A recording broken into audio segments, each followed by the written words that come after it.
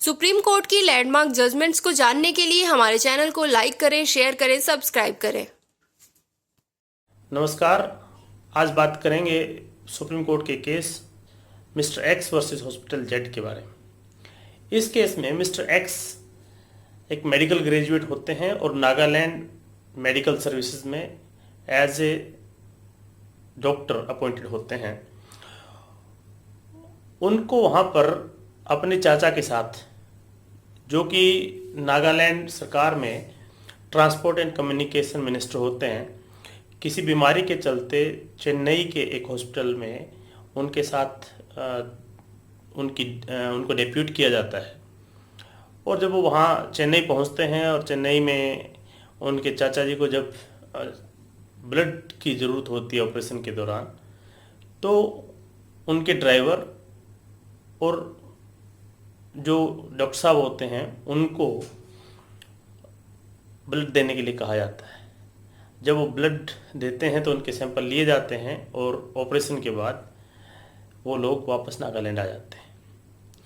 नागालैंड आने के बाद मिस्टर एक्स की मिस वाई के साथ जो है मंगनी हो जाती है। लेकिन कुछ समय के बाद हॉस्पिटल से रिपोर्ट आती है और पता चलता है कि मिस्टर एक्स HIV पॉजिटिव है। ऐसा पता चलने के चलते उसकी शादी टूट जाती है और उसको वहाँ एक तरह से सोशल ओस्ट्रिसिज्म उनका हो जाता है। वो आउटकास्ट वहाँ से हो जाते हैं और उनको वहाँ से जॉब छोड़ करके वो चेन्नई चले जाते हैं। चेन्नई जा कर के वो कंज्यूमर कोर्ट में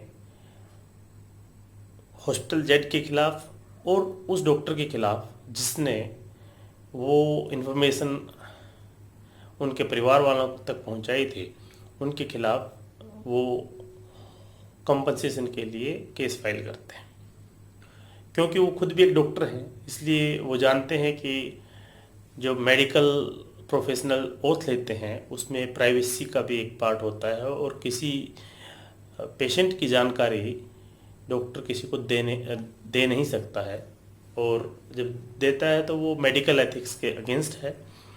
इसके चलते उसने भी अपनी ड्यूटी सही से नहीं निभाई है और हॉस्पिटल ने भी उसको जो पर्सनल लेवल पे नुकसान हुआ है, उसका सोशल बायकॉट हुआ है और उसकी शादी भी टूटी है, उसके चलते वो उनसे कंपनसेशन मांगता है। उसकी जो केस है वो रिजेक्ट कर देता है कंज्यूमर कोर्ट, और ऐसे करते हुए वो नेशनल कंज्यूमर कोर्ट तक जाता है। वहाँ से सुप्रीम कोर्ट में जब पहुँचता है तो सुप्रीम कोर्ट देखता है कि इसमें दो बातें हैं। एक तरफ तो इसमें राइट टू प्राइवेसी की बात कही गई है मिस्टर एक्स के द्वारा कि उसकी राइट टू प्राइवेसी है और डॉक्टर ने उसको वायलेट किया है, और डॉक्टर ने अपनी ड्यूटी भी नहीं की है क्योंकि उसने रिवील कर दिया है।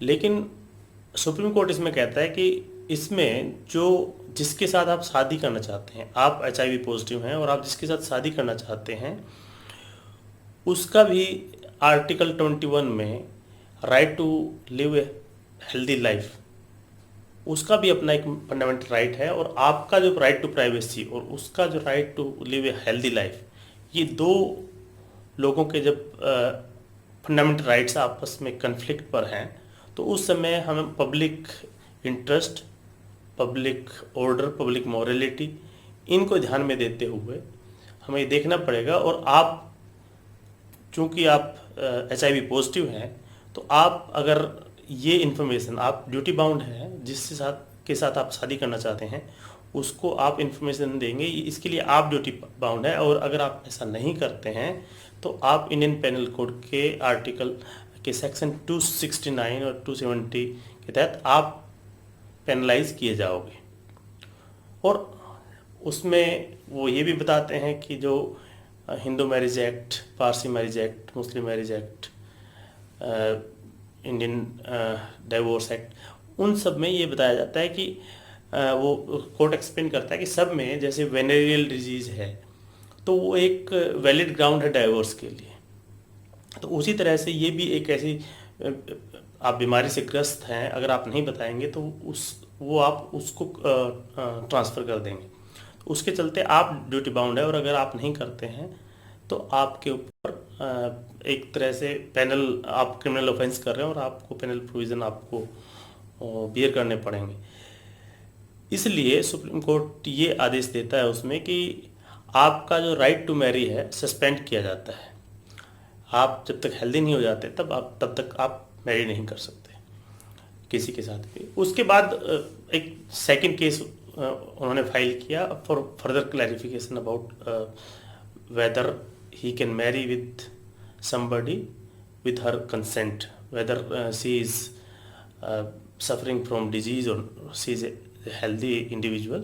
तो उसमें फिर बाद में कोर्ट फिर से फर्दर क्लैरिफिकेशन भी देता है कि हम जो कुछ कमेंट्स इस जजमेंट में दिए गए थे वो ज़रूरी नहीं थे, और वो पर्टिकुलर इसी चीज़ से संबंधित थी। जो आपका जो कंपनसेशन आप चाह रहे थे और आप शादी टूटने की बात कर रहे थे, तो दो जो फंडामेंटल राइट्स का कन्फ्लिक्ट था उसमें जो आपका जो राइट है वो एब्सोल्यूट नहीं है, और आपकी ड्यूटी है जो जिस हेल्दी इंडिविजुअल के साथ आप शादी करना चाहते हो, शादी से पहले आप उसे कम्युनिकेट करें कि आप इस बीमारी से पीड़ित हैं, और आपका जो राइट टू मैरिज है वो सस्पेंड है जब तक कि आप